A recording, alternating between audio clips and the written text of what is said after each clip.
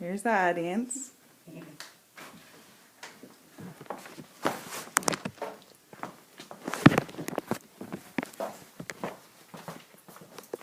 My name is Melissa England, and the topic of my informative speech is addressing aspects of key factors that promote health and happiness within a marriage.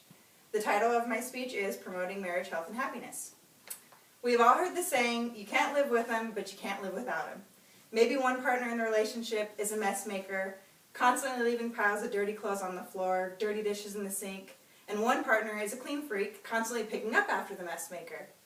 Maybe one partner in the relationship is a saver, constantly saving money, pinching pennies, putting it into the savings account, while the other partner is a spender, maybe even going as far as overdrawing the bank account. No matter what a person's difficulties or differences are within their relationship, adding more playfulness, togetherness, and individualism are proven to benefit a marriage. I know that these three things I'm going to tell you about will help you within your relationships because they definitely help me within mine when I consciously think about them and incorporate them on a regular basis.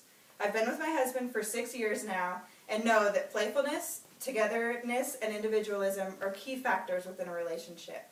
I learned a lot about relationships as well in an interpersonal communications class that I took in college a few years back. It taught me about the importance of having healthy, long-lasting relationships.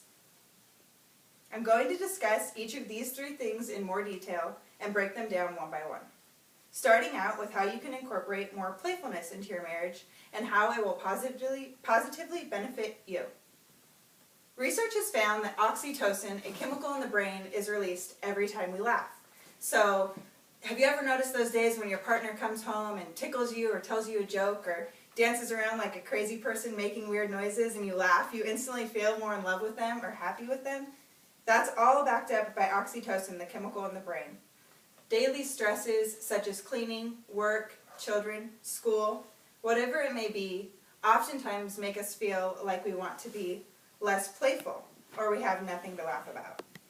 Even if you just stop for the day and think, okay, I haven't laughed today, then you know right away that you're lacking that oxytocin, that release in your brain. In the beginning of a relationship, laughter is oftentimes the glue that bonds you together. You fall in love with somebody because they make you laugh or make you smile and make you happy all the time. You're like on a constant high. And it's actually from the chemical that is released in your brain. It's a hormone. It's also known as the love hormone or the bonding chemical. Now let's move on to togetherness, making more time for each other. In today's world of media, smartphones, iPads, Instagram, Facebook, Twitter, Pinterest, the list goes on and on. It's easy to be in the same room with your significant other and not engage in any form of intimate togetherness. But this is where we have to draw the line and realize technology is coming in between our quality time with our partner. Even if it's just putting your phone down, making dinner together, loading or unloading the dishwasher, reading your children a book together at night, or simply setting the phone down, going over to your partner, talking about what you want to do this next year. Do you want to go on a vacation, your goals, your plans, how your day went? I mean, I know for me, oftentimes we'll lay in bed at night and we'll both be on our phones, and I stop and think, what are we doing? We've been on our phones for the past 20 minutes, past 30 minutes, and we haven't even said anything to one another.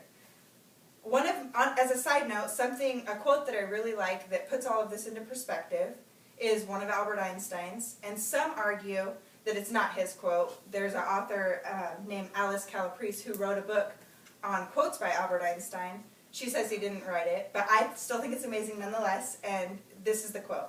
It says, "I fear the day that technology will surpass our human interactions. The world will have a generation of idiots." Now, there's no substantial that he said this quote, but no substantial evidence that he said this. But it really makes you think about it. The less you communicate, the worse you get at it.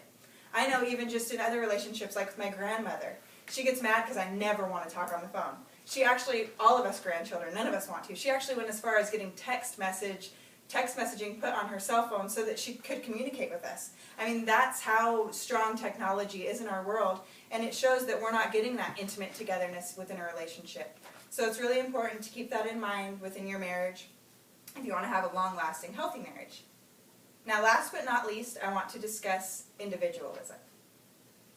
It's important. This lady named Leslie Doraz, she's a marriage counselor, these are some points that she says, so I want you to know that this is her words, not mine. She says, it's important for each of you to maintain individual interests. Modifying how often you engage in these activities may need to be addressed, but giving them up entirely is never a requirement. Continuing to grow as an individual and bring ongoing energy to your relationship is very important to keep it alive and healthy.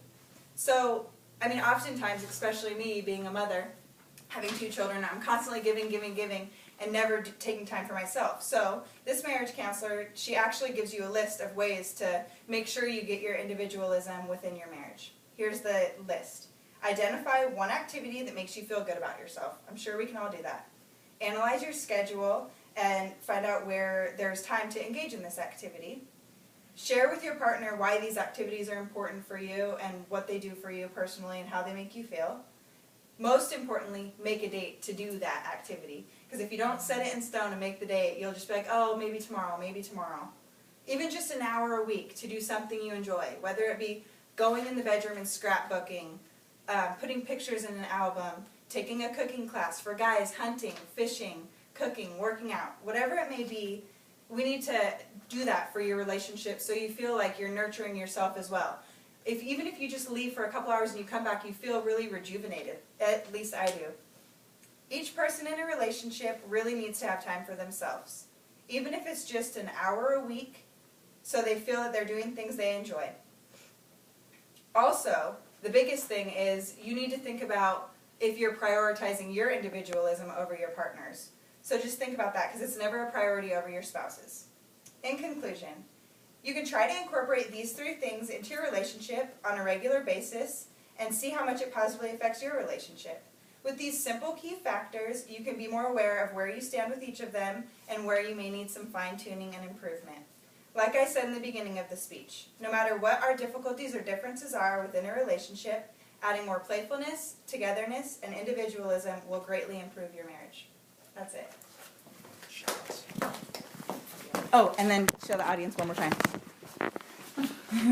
They're still here.